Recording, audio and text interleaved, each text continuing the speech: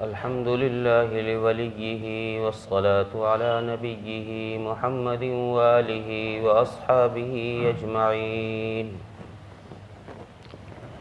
أما بعد فأعوذ بالله من الشيطان الرجيم. بسم الله الرحمن الرحيم. وأما من خاف مقام ربه ونهى النفس عن الهوى فإن الجنة هي المأوى.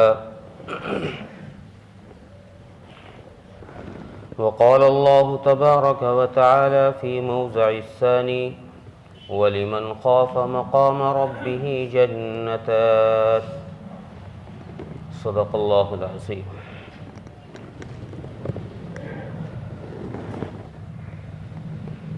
محترم بزرگوں، غیور نوجوان دوستوں اور بھائیوں،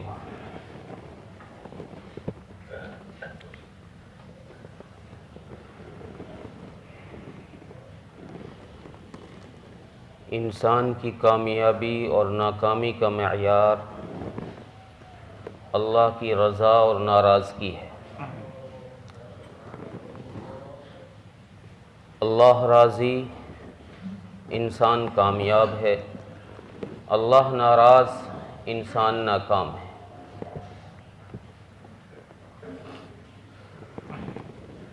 قرآن کریم کی جس آیت کریمہ کا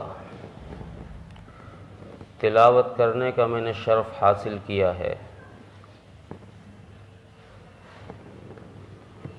پہلی آیت سورہ نازعات کے اندر اللہ تبارک و تعالیٰ نے فرمایا: وَأَمَّا مَنْ خَافَ مَقَامَ رَبِّهِ وَنَهَى النَّفْسَ عَنِ الْهَوَى فَإِنَّ الْجَنَّةَ هِيَ الْمَأْوَى، کہ جو شخص اللہ کے سامنے کھڑے ہونے سے خوف کھا گیا، ڈر گیا اور نفسانی خواہشات کی اتباع سے بچ گیا، تو اس کا ٹھکانہ جنت ہے۔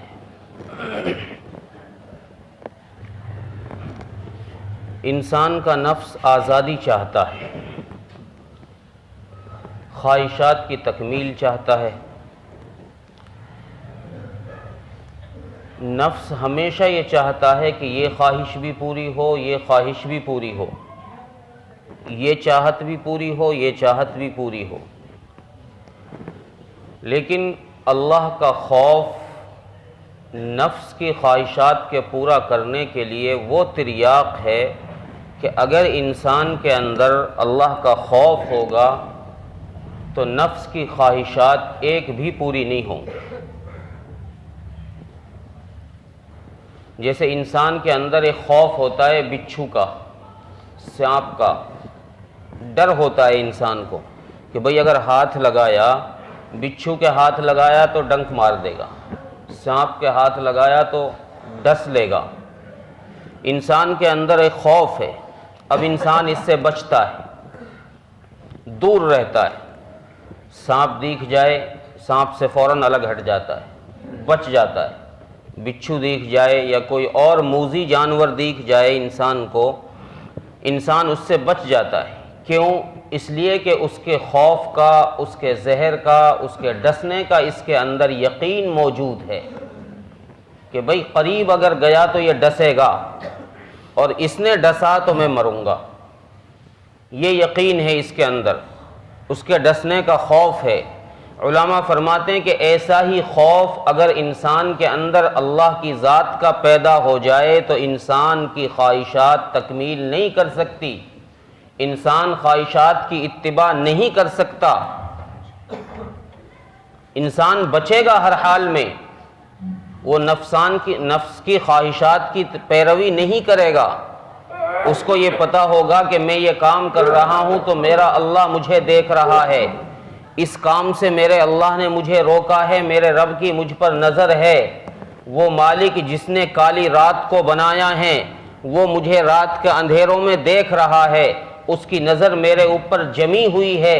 جب اس بات کا یقین اس کے دل کے اندر ہوگا تو یہ انسان برائی کرنے سے بچ جائے گا۔ اور جب برائی سے بچے گا تو پھر ٹھکانہ جنت ہے.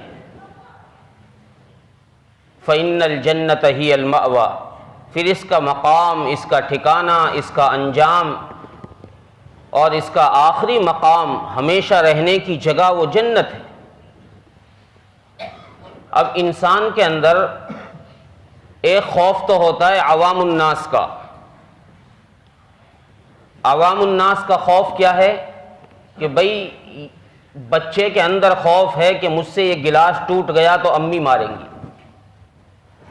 میں نے یہ غلطی کر دی ابا ڈانٹیں گے، ابا مجھے تنبیہ کریں گے، فلاں نے میں نے یہ کام کر دیا، فلاں کا نقصان کر دیا، اب وہ مجھے ڈانٹے گا، مجھے مارے گا. یہ عوام الناس کا خوف ہے. ایک خوف ہوتا ہے صالحین کا خوف. صالحین کا خوف یہ ہے کہ اللہ سے وہ اس بات سے ڈرتے ہیں کہ اللہ میں نے جو عبادت تیری جیسی کرنی چاہیے تھی مجھ سے یہ عبادت ایسی نہیں ہوئی، میں نے جیسی نماز تیری پڑھنی چاہیے تھی ویسی نماز میں نہیں پڑھ پایا. یہ صالحین کا خوف ہے. انسان کے اندر جب یہ خوف آ جائے گا تو پھر انسان برائی سے بچے گا. اب خوف، قرآن کریم میں دو لفظ آئے ہیں، ایک خوف آیا ہے، ایک حزن آیا ہے. الا ان اولیاء اللہ لا خوف علیہم ولا هم یحزنون، کہ اللہ کے ولیوں کو نہ کوئی خوف ہوگا نہ ان کو حزن ہوگا. خوف کہتے ہیں ظاہری ڈر کو، ظاہر میں کسی چیز سے نقصان پہنچنے کا اس کو اندیشہ ہو تو اس کو کہتے ہیں خوف. ایک ہوتا ہے حزن، حزن کہتے ہیں اندر کے خوف کو، اندر کے ڈر کو. اور ایک عجیب بات یہ ہے کہ جب آدمی کے اندر میں خوف پیدا ہوتا ہے، حزن اندر میں پیدا ہوتا ہے، غم اندر میں پیدا ہوتا ہے تو انسان کی خوراک کم ہو جاتی. آٹومیٹک بات ہے. آپ کے کاروبار میں نقصان ہو جائے کھانا پینا چھوڑ دو گے، ماں کا بیٹا فوت ہو جائے کھانا پینا چھوڑ دے گی ماں. کسی کے ساتھ کوئی حادثہ ہو جائے تو اس کا کھانا پینا آٹومیٹک کم ہو جاتا ہے. علماء فرماتے ہیں کہ جب اندر کے حزن کی یہ کیفیت ہے کہ جب اندر انسان کے غم پیدا ہوتا ہے تو کھانا پینا آٹومیٹک کم ہو جاتا ہے. جب اللہ کا خوف انسان کے اندر پیدا ہوگا تو انسان کے گناہ کرنے کی طاقت بھی کم ہو جائے گی، گناہ بھی نہیں کرے گا. اور ہمارے اسلاف کی نمایاں چیز جو ہے، جس سے ہمارے اکابر کو، جس سے ہمارے بزرگوں کو، جس سے ہمارے پرانے لوگوں کو، جس سے ہمارے اللہ والوں کو پہچانا جاتا ہے، وہ خوف خدا ہے. ان لوگوں کی پہچان کی علامت ہی یہ ہے. حضرات صحابہ کرام رضوان اللہ علیہم اجمعین کو دنیا نے جانا کس چیز سے ہے؟ دنیا نے صحابہ کو طاقت کے بلبوتے پہ نہیں جانا ہے کہ صحابہ کے پاس پاور بڑا تھا، صحابہ کے پاس ایٹم بم زیادہ تھے، صحابہ کے پاس توپیں زیادہ تھی، لشکر زیادہ تھا، حکومت بڑی تھی، اس لیے صحابہ کو نہیں پہچانا گیا. صحابہ نے اپنا تعارف دنیا میں کرایا ہے، وہ اس بات سے کرایا ہے کہ صحابہ کے اندر سب سے بڑا خوف اللہ کا تھا. دنیا کی کسی چیز سے نہیں ڈرتے تھے جتنا اللہ تبارک و تعالیٰ کی ذات سے ڈرتے تھے. امام ابو نعیم اصفہانی رحمۃ اللہ علیہ نے متوفہ 430 ہجری، انہوں نے اپنی کتاب میں حضرت ابو بکر صدیق رضی اللہ عنہ کا واقعہ نقل فرمایا کہ اللہ کا خوف ان حضرات کی زندگی میں کتنا تھا، کتنا اللہ سے ڈرا کرتے تھے. ہر حال میں اللہ کا خوف ان کے اندر رہتا تھا. فرماتے ہیں کہ حضرت ابو بکر صدیق رضی اللہ عنہ پر کئی دن کا فاقہ گزر گیا، کئی دن فاقہ چلا گیا، کھانے کو کوئی چیز میسر نہیں آ رہی ہے. حضرت ابو بکر صدیق رضی اللہ عنہ کے غلام نے کہیں سے ان کا غلام کا گزر ہوا تو کسی نے ان کو کوئی کھانے کی چیز ہدیہ کر دی، ان کو کوئی چیز ہدیے میں دی، انہوں نے حضرت ابو بکر صدیق رضی اللہ عنہ کے سامنے لا کر وہ پیش کی کہ حضرت یہ نوش فرما لیں، آپ نے کئی دن سے کچھ نہیں کھایا۔ حضرت ابو بکر صدیق رضی اللہ عنہ چونکہ کئی روز کے بھوکے تھے، آپ نے ایک لقمہ اٹھایا اور کھا لیا۔ لقمہ کھانے کے بعد غلام سے پوچھا کہ بھائی یہ کھانا لائے کہاں سے ہو تم؟ یہ کھانا لائے کہاں سے ہو؟ غلام نے کہا کہ حضرت کچھ زمانہ پہلے میں نے کسی غیر کو جھاڑ پھونک کیا تھا، ان کو اللہ نے شفا دے دیا۔ اس وقت میں مسلمان نہیں تھا، میں نے اس میں جو کلمات کہے، کفریہ کلمات جو مجھے آتے تھے وہ میں نے کہے، ان کی جھاڑ پھونک سے وہ آدمی صحیح ہو گیا۔ اب میرا ادھر سے گزر ہوا تو اس آدمی نے اب مجھے یہ انعام دیا ہے، یہ کھانا بطور انعام کے، بطور ہدیہ کے مجھے اب دیا ہے کہ میری بیماری تمہاری جھاڑ پھونک سے صحیح ہو گئی۔ حضرت ابو بکر رضی اللہ عنہ فرمایا کہ کم وقت تو نے پہلے کیوں نہیں بتایا کہ یہ مشرکانہ افعال اور مشرکانہ طریقے سے کمایا ہوا کھانا تو نے مجھے کھلا دیا۔ حضرت ابو بکر رضی اللہ عنہ نے اپنے حلق میں انگلی ڈالی اور قے کرنے کی کوشش کی، چونکہ کئی دن کے بعد ایک لقمہ پیٹ میں گیا، قے کہاں سے ہوگی؟ قے بھی تو جبھی ہوتی ہے جب پیٹ میں کچھ ہو۔ کئی روز کے بعد ایک لقمہ گیا، انگلی ڈال کر نکالنا چاہتے نہیں نکلا، پانی پیا، پانی پی کر نکالنا چاہا پھر نہیں نکلا۔ اس لقمے کو جب تک حضرت ابو بکر رضی اللہ عنہ نے جب تک انگلی حلق میں ڈالتے رہے جب تک وہ نہ نکلا، کسی نے پوچھا حضرت اتنی پریشانی کیوں آپ برداشت کر رہے ہیں؟ ایک ہی لقمہ تو آپ نے کھایا ہے اور وہ بھی کئی روز کے فاقے کے بعد آپ کو ایک لقمہ ملا ہے۔ حضرت ابو بکر رضی اللہ عنہ نے فرمایا کہ میں نے اپنے نبی سے سنا ہے کہ جو جسم ایک لقمہ بھی اگر اس کے جسم میں حرام کا گیا اور اس کا جسم اس لقمے سے نشو نما پایا، بڑھا، اس کا نشو نما پایا اس کا جسم، تو وہ جسم جہنم کی آگ کے لیے مستحق ہے، جہنم میں جائے گا۔ میں نہیں چاہتا کہ ابو بکر کا جسم حرام کے لقمے سے پلے اور ابو بکر جہنم کا مستحق بنے۔ یہ ہمارے بزرگوں کا طریقہ ہے، اللہ کا خوف ان کی زندگی میں اتنا۔ حضرت عمر رضی اللہ عنہ کا امام ترمذی رحمۃ اللہ علیہ نے واقعہ لکھا کہ حضرت عمر رضی اللہ عنہ کو کسی خادم نے دودھ لا کر دیا صدقے کے مال میں سے۔ حضرت عمر رضی اللہ عنہ نے بھی چونکہ بھوکے تھے، آپ نے دودھ جب نوش فرما لیا، اس سے پوچھا بھائی کہاں سے لائے ہو؟ جی حضرت یہ تو صدقے کے جانور تھے، اس میں سے میں نے نکال کے پلا دیا۔ حضرت عمر نے فرمایا کہ بھائی تو نے بتایا کیوں نہیں کہ یہ صدقے کے جانور ہیں، صدقے کے جانور کا دودھ ہے، عمر کے لیے یہ دودھ جائز نہیں ہے۔ حضرت عمر رضی اللہ عنہ نے اپنے حلق میں انگلی ڈال ڈال کر کے اس دودھ کی الٹی کر دی۔ یہ خوف خدا ہے۔ امام مالک رحمۃ اللہ علیہ حضرت عثمان غنی رضی اللہ عنہ کا واقعہ امام مالک رحمۃ اللہ علیہ نے نقل کیا کہ حضرت عثمان رضی اللہ عنہ کے سامنے جنت جہنم کا تذکرہ کیا جاتا تو آپ اتنا نہیں روتے جتنا قبر کے تذکرہ کرنے کی وجہ سے آپ رویا کرتے تھے۔ اتنا روتے تھے کہ آپ کی داڑھی مبارک تر ہو جاتی، آپ کی داڑھی مبارک تر ہو جایا کرتی تھی۔ کسی نے پوچھا حضرت آپ جنت اور جہنم کے تذکرے سے اتنا نہیں روتے جتنا آپ اس قبر کے تذکرے سے روتے ہیں؟ حضرت عثمان رضی اللہ عنہ نے فرمایا کہ بھائی یہ آخرت کی منزلوں میں سب سے پہلی منزل ہے، اور جو اس منزل سے کامیاب ہو گیا بعد کی منزلیں بھی آسان ہیں، جو اس منزل میں پھنس گیا بعد کی منزلیں بھی مشکل ہیں۔ یہ خوف خدا ہے۔ اب ہم اس خوف کو اپنے اندر تلاش کریں کہ ہمارے اندر یہ خوف ہے کہ نہیں ہے، تو کتنا ہے، نہیں ہے تو کیوں نہیں ہے۔ اس خوف کے بغیر انسان کی زندگی ادھوری۔ اس خوف کے بغیر انسان کی زندگی ادھوری ہے۔ حضرت امام اعظم ابو حنیفہ رحمۃ اللہ علیہ نے عشاء کی نماز مسجد میں پڑھی امام کے پیچھے۔ امام صاحب رحمۃ اللہ نے جب عشاء کی نماز پڑھی تو امام صاحب نے جو مسجد کے امام تھے انہوں نے اذا زلزلت الارض زلزالہا یہ سورت عشاء کی نماز میں پڑھی۔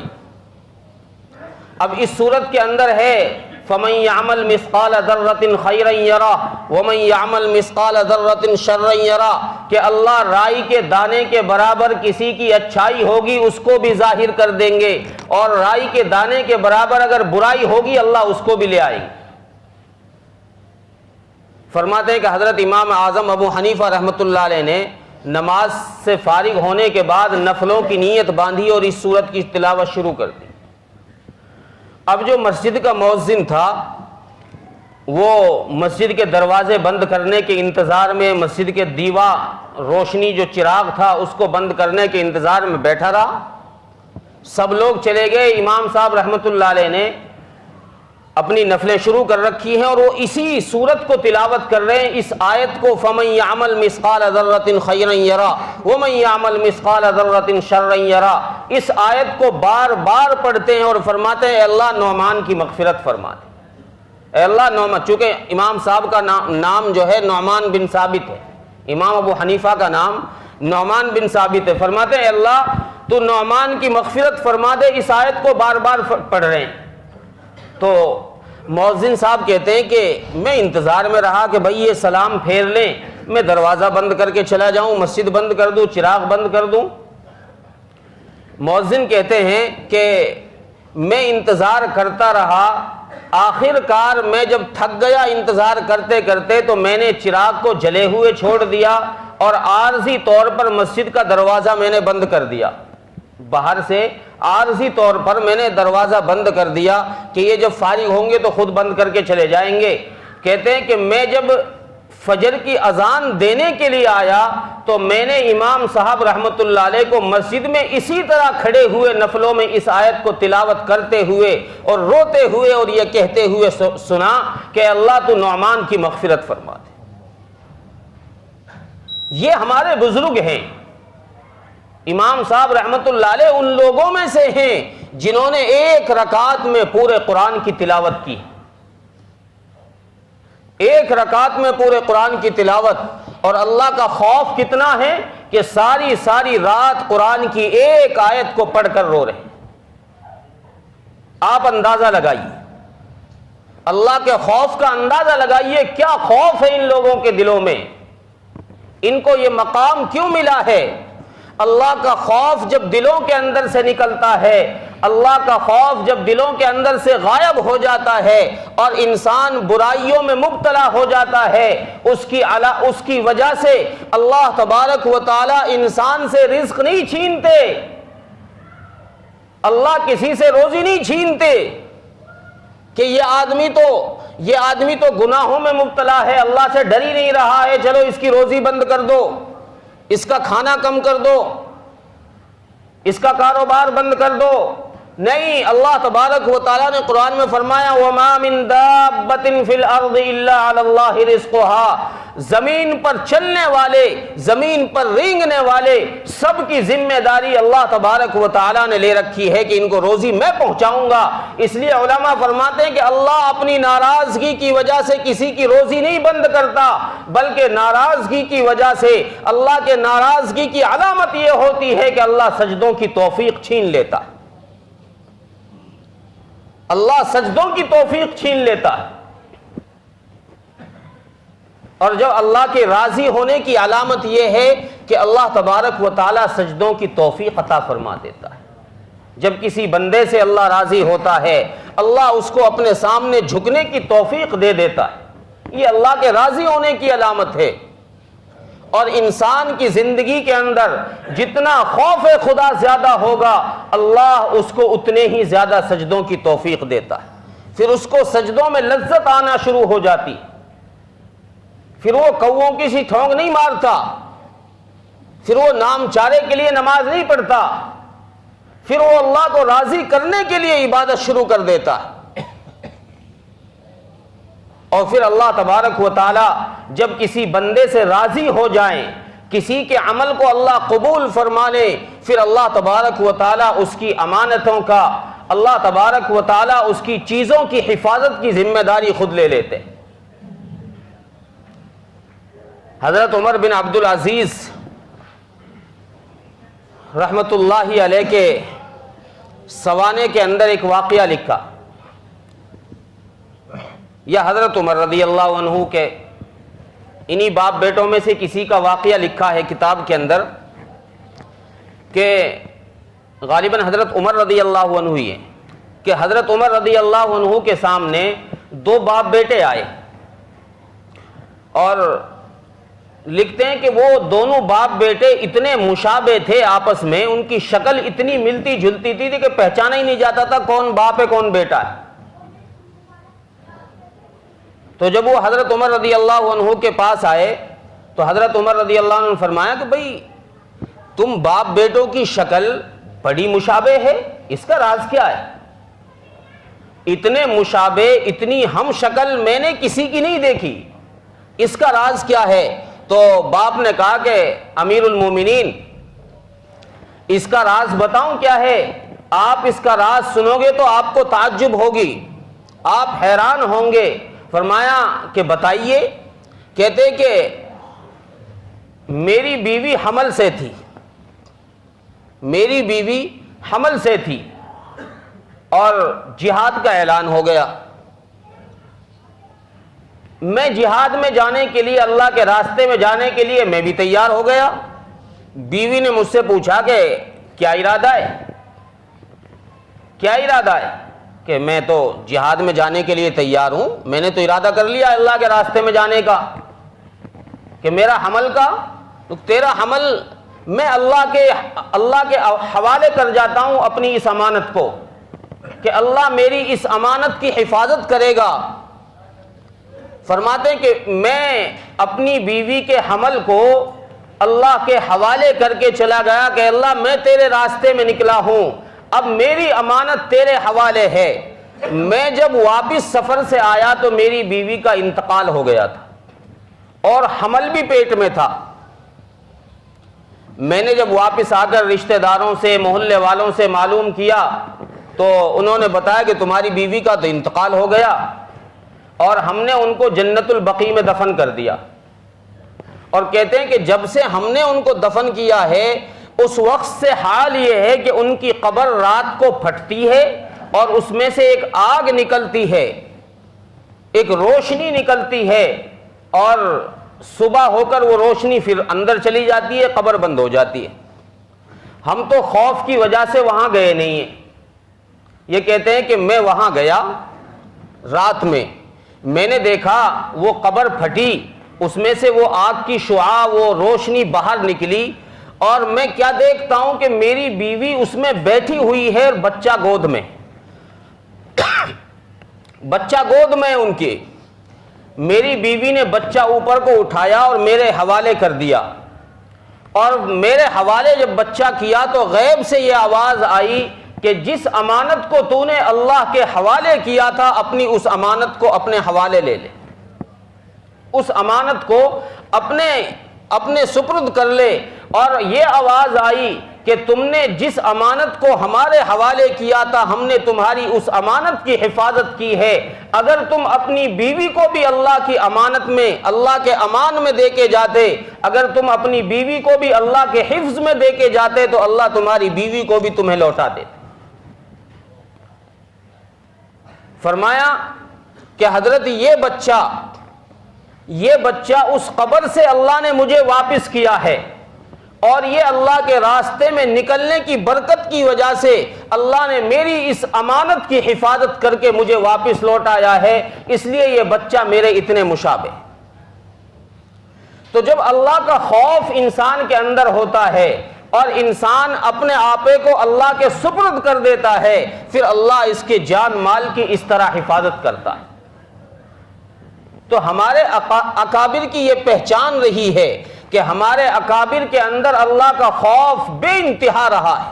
آپ کسی اکابر کی تاریخ اٹھا کے دیکھو کسی اکابر کی سیرت پڑھ کے دیکھو، آپ کو ملے گا کہ ان اکابر کی زندگی میں اللہ کا خوف کتنا تھا، اور پھر ہم اپنی زندگی کا اس سے موازنہ کر کے دیکھیں کہ ہماری زندگی میں اللہ کا خوف کتنا ہے۔ اس لیے عزیز و بزرگ و دوستو، اللہ تبارک و تعالیٰ نے ہمیں دنیا میں بھیج کر یہ موقع دیا ہے کہ ہم اللہ کا خوف اپنی زندگیوں کے اندر پیدا کریں۔